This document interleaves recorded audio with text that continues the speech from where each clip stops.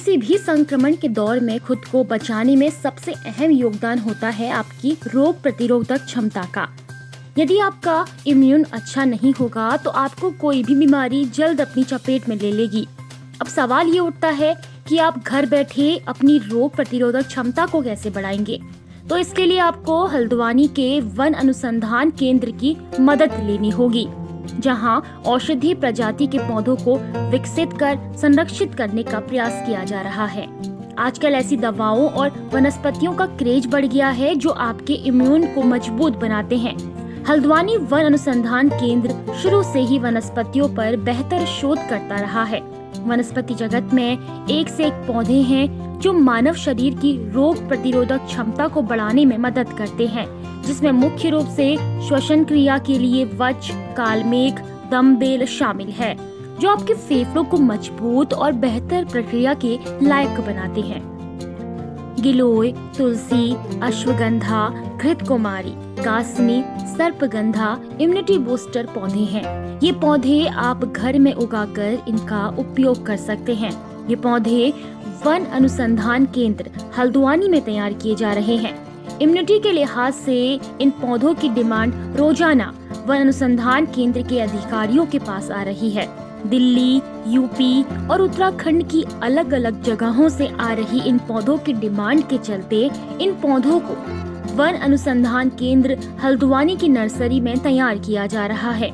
Lockdown के बाद इन 7 से 8 प्रजातियों के पौधों को बांटने की योजना भी बनाई जा रही है। ये प्रजातियां विलुप्त न हो, इसके लिए इनको बड़ी मात्रा में संरक्षण करने का काम भी वन अनुसंधान केंद्र कर रहा है। हम कई वर्षों से चूँकि पौधे तैयार करने का काम कर रहे हैं। अगर इम्यून बूस्टिंग की बात करें तो उसमें गिलोय का नाम सबसे ऊपर आता है। गिलोय है, तुलसी है, अश्वगंधा है, कालमेघ है, दमबेल है, वच है, कंटकारी है, अडूसा है। तो ये बहुत सारे पौधे हैं जो इम्यून सिस्टम को स्ट्रॉन्ग करते हैं, रोग प्रतिरोधक क्षमता बढ़ाते हैं और इनको जनरल आम आदमी भी बिना उसके भी रोग के भी ले सकता है, तो उसका इम्यून सिस्टम स्ट्रॉन्ग हो। संक्रमण जब भी अगर हो रहा है, इन्फेक्शन हो रहा है, इन्फेक्शन के लिए सबसे पहले बुखार का कम होना बहुत ज़रूरी है। बुखार के लिए हमारे पास वच है और गिलोय है। गिलोय का काढ़ा पिए। वच की रूट जो है वो बुखार में बहुत बड़ा काम करता है। और तुलसी का एक्सट्रैक्ट भी बराबर लेते रहें।